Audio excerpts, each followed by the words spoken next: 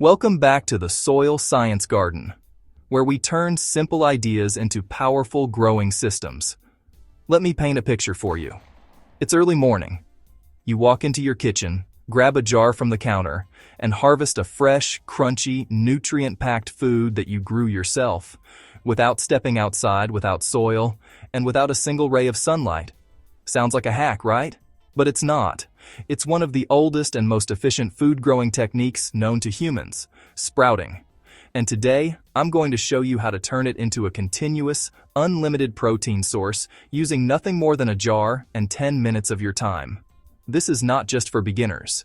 If you've been gardening for years, this will change how you think about food production, efficiency, and nutrient density. Let's get into it.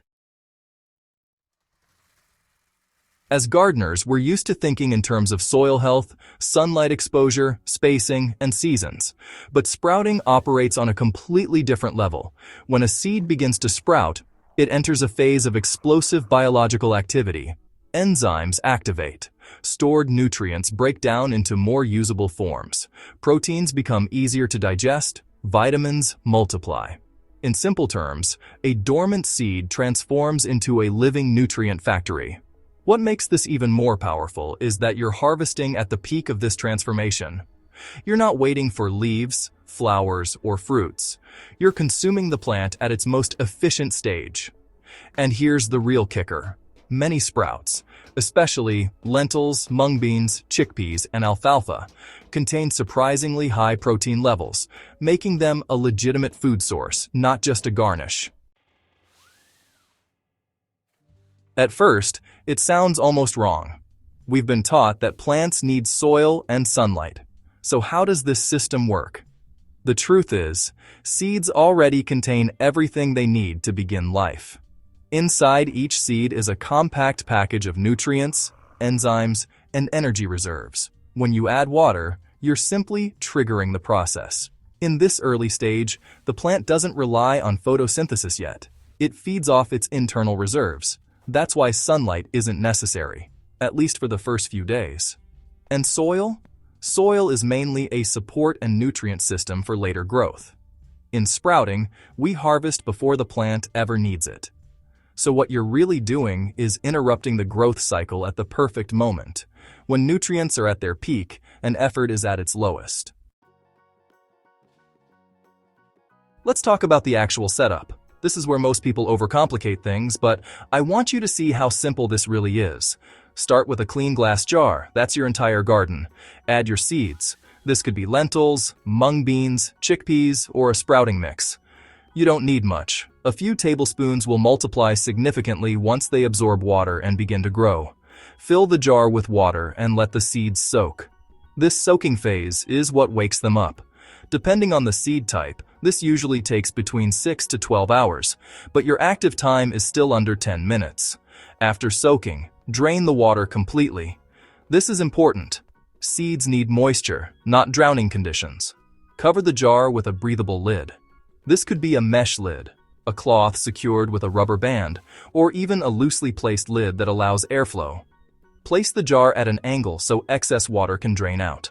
Air circulation is key here. It prevents mold and keeps the sprouts healthy. And that's it. Your setup is done. 10 minutes. No tools, no mess. Once your system is running, maintenance becomes almost effortless. Twice a day, morning and evening, you rinse the seeds with fresh water and drain thoroughly. This keeps them hydrated while preventing stagnation. Within a day or two, you'll start seeing tiny white tails emerging. By day 3 or 4, you'll have a jar full of crisp, living sprouts ready to eat. And here's where the magic happens. You don't have to stop. As you harvest, you simply start another jar. With a rotation of 2 or 3 jars, you create a continuous supply of fresh, protein-rich food. This is what I mean by unlimited. Not all sprouts are created equal. If your goal is protein, you want to focus on legumes. Lentils are one of the easiest and most reliable options. They sprout quickly, taste great, and are packed with protein. Mung beans are another powerhouse. They produce thick, juicy sprouts that are incredibly satisfying. Chickpeas take a bit longer but reward you with dense, nutty sprouts that can even be lightly cooked if you prefer. Alfalfa and broccoli sprouts are excellent for micronutrients, but if you're specifically targeting protein, legumes are your best bet. Over time, you can experiment and find your favorites. The beauty of this system is its flexibility. Let's talk about something deeper. Why this system feels almost infinite. When you plant a seed in soil, you're committing to a long growth cycle. Space, nutrients, pests, and weather all become limiting factors. With sprouting, those limitations disappear. You're working in a controlled environment. You're using minimal space. And most importantly, you're harvesting early. Because of this, you can run multiple cycles in the time it would take to grow a single mature plant. Think about that.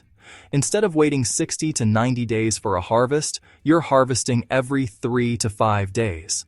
That's not just efficient, it's transformative. Now, let's be real. Even a simple system can go wrong if you miss a few key details. One of the biggest mistakes is overwatering. Seeds need moisture, but they also need air. If they sit in water, they suffocate and rot. Another issue is poor drainage. Always make sure excess water can escape. A tilted jar works wonders. Temperature also plays a role. Extremely hot environments can encourage spoilage, while very cold conditions slow down growth. Aim for a comfortable room temperature. Cleanliness matters too. Always rinse thoroughly and start with clean jars. This keeps harmful bacteria away and ensures healthy sprouts. Once you dial in these basics, the system becomes incredibly reliable. Here's where this goes from cool experiment to life-changing habit. Sprouts are incredibly versatile. You can toss them into salads, layer them into sandwiches, mix them into stir-fries, or even blend them into smoothies. They add texture, freshness, and a nutritional boost to almost any meal. But more importantly, they connect you to your food in a direct way. You're not just consuming something, you're growing it, observing it, and harvesting it yourself. That changes your relationship with food. If you've been gardening for a while, you already understand the value of growing your own food. But, sprouting adds a whole new dimension. It's fast, it's efficient, and honestly, it works no matter your space or climate. Rainy season? Doesn't matter. Dry season? Still doesn't matter. No land? Well, that doesn't matter either. This is gardening stripped down to its essence. And once you start, it becomes addictive, in the best way possible. You begin to see possibilities everywhere. You start experimenting. You refine your process. And before you know it, you've built a system that feeds you daily with almost zero effort. The key to making this work long-term is consistency. Don't try to overdo it in the beginning. Just start with one jar. Get used to the rhythm of rinsing and draining. Once it becomes second nature, add another jar. Then, add another. Soon you'll have a rotation that feels just about effortless. And here's a simple mindset shift that really helps. Treat your sprouts like a living system, not a one-time project. You're not making sprouts. You're maintaining a continuous cycle. That's where the real power lies. Let's zoom out for a moment. In a world where food prices fluctuate and access isn't always guaranteed, having a system like this is incredibly valuable. You're not dependent on seasons, supply chains, or large spaces. You have control, and all it takes is a jar, some seeds, and just a few minutes a day. That's not just gardening, that's resilience. If there's one thing I want you to take away from this, it's this. You don't need complexity to grow powerful food.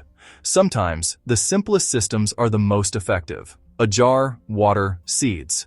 That's all it takes to create a continuous supply of fresh, protein-rich food right in your home. And once you start, you'll wonder why you didn't do it sooner.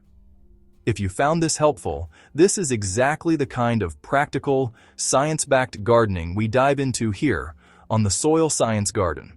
Make sure you subscribe, share this with a fellow gardener, and start your first jar today. Because once you experience this for yourself, you're not just growing food, you're growing independence. And that's the real harvest.